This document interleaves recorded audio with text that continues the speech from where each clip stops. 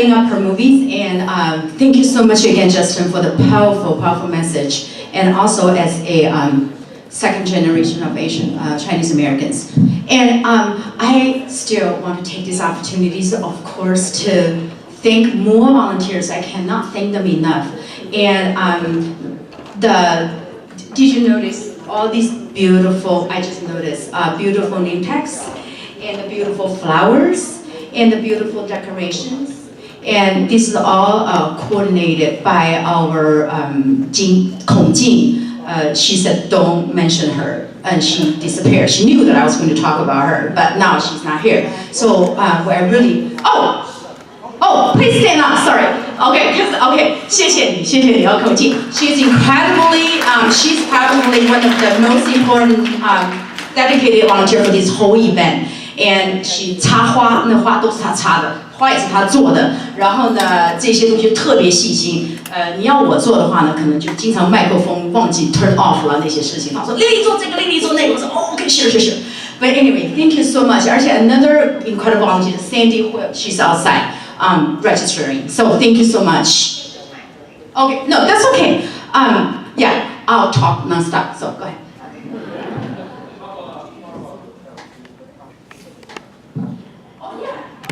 I will have more time to thank, but sure.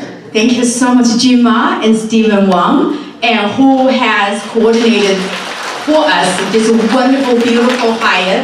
They have been incredibly helpful and give us the best price, have the best service. I hope the out-of-town guests, you can enjoy your stay, and they offer our speakers free dinner as soon as they arrive. So thank you enough, but don't ask for free dinner anymore. Thank you so much, Lily. So this turnout, a number of people have said this already, this turnout is really, really inspiring. I can't believe how many parents and students turned out today, again on a beautiful Saturday morning, so we really appreciate it. On behalf of Paul, Justin, Sharon, and everyone involved in organizing this conference, I personally want to thank everyone for coming out here. I also want to give a special thank you and apologies in advance because I'm realizing how many people have been involved in pulling this together, and so I know I'm going to miss some names, and I'm so sorry, but I want to give a special thank you to Lily, also Hai Pei, Steve, Paulie, UCA National, and all of UCA Illinois, and the generous sponsors and volunteers for bringing us together, and for inviting us to bring our film Looking for Luke to today's conference, and to all of you.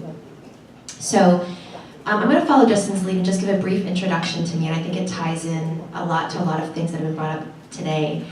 So Justin and I have similar stories. Our last names are both Chen, you may have noticed, but that's total coincidence, we're not related. There are a number of Chens, as you know.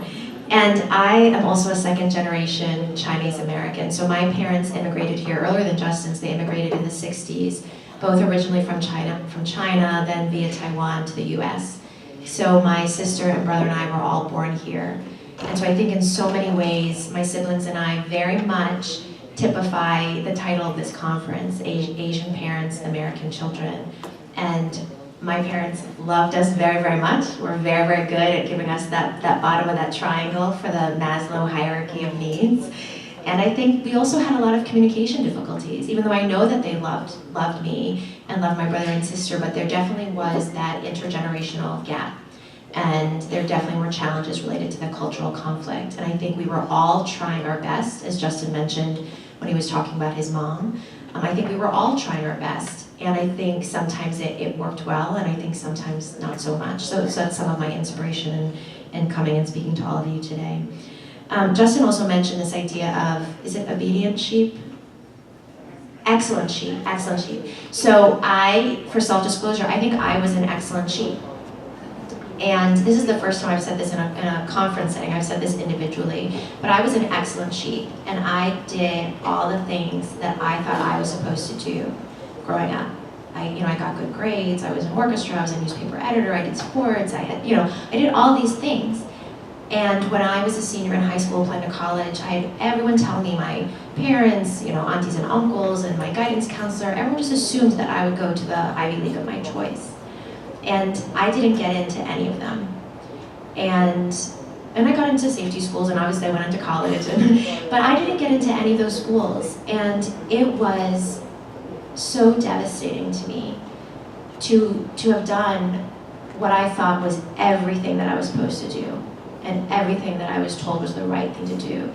And it really, I think, it took me off my center. You know, when you have a sense, or you think you have a sense of who you are, it was really disorienting and really devastating. And I wish I could have talked to the 18-year-old me, because what turned out, I think really in hindsight, was really that was one of the best things that ever happened to me. So I think this has been woven in a little bit to some of what was talked about today, but this idea of failure and mistake. And I guess I just would like to ask all of you to reframe this idea. Because these missteps or mistakes or quote unquote failures are really amazing opportunities for learning, for self-reflection. And this is just not for anecdotal by my experience. There's a lot of research around this, about the benefits of missteps and failures, and how that is actually part of how children develop resiliency and self-worth, and the ability to problem solve, and the ability to have belief in themselves. And so my getting off the track, which at the time was so devastating, I believe really truly helped me through college and in my 20s to really reflect on myself and to think more critically and thoughtfully. So instead of being that sheep, thinking what is it that I'm doing, and why am I doing it, and what kind of person do I want to be, and what brings me happiness. A second point I want to make about the sheep, and it's that slide that Justin brought up about the different images of success in Western American culture, and then that one line, that little grouchy baby I love so much, the linear path. So I also, and I think in some ways it was because of that initial college rejection, I did not have a linear path at all. And I was a corporate consultant, and I worked in management consulting, and then I switched gears and I worked with educational nonprofits and made no money at all. And then through very random circumstances, and I won't get into all the details, I stumbled into medicine later. And I went to Yale Medical School, also with Justin, again, total coincidence. And then I did my residency at Harvard Medical School, and I did my fellowship in child and adolescent psychiatry, also at Harvard Medical School, and now work at Harvard Medical School at Mass General Hospital and an affiliated community hospital. And so I would say, even with all of that, for parents who are maybe also still, really wanting the best for their kids, I still, despite not getting into all the Ivy Leagues in college, I'd like to believe that I'm a quote-unquote successful, well-rounded person, and I still went to a good medical school in college. So just wanted to share that with all of you. To kind of fast forward to what brings me here today. So I was very fortunate last year when I was a fellow to be awarded a grant through the American Psychiatric Association, specifically around the subject of minority mental health. So when I was awarded this grant, I knew immediately that I wanted to do something targeting Chinese American families. It obviously is very personal to me, but I knew that this is the audience that I wanted to reach. So being a second generation Chinese American, being a child psychiatrist, personally experiencing the unique stressors associated with being an Asian American student, those pressures of that model minority myth that some of you have mentioned, knowing the prevalence of mental health disorders, and really infrequently seeing Asian American families and children present for treatment. For all of these reasons, I really wanted to make this film. So through Looking for Luke, we hope to spread awareness, to address stigma, to help start conversations about depression and other mental health issues, and to help break the silence, in particular among Asian American students and families.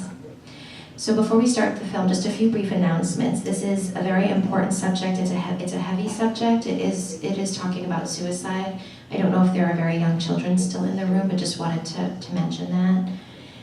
It is an important film, we believe, and it is also an emotional film. So I just want to say again, for disclosure, I've seen this film many, many, many, many times, more times than I can count, and I am brought to tears every time I see it. So I believe there are boxes of facial tissues on your table, and this is just, I just want to let you know that's why they're there, and it's totally okay, and no shame. I know I'll be using them.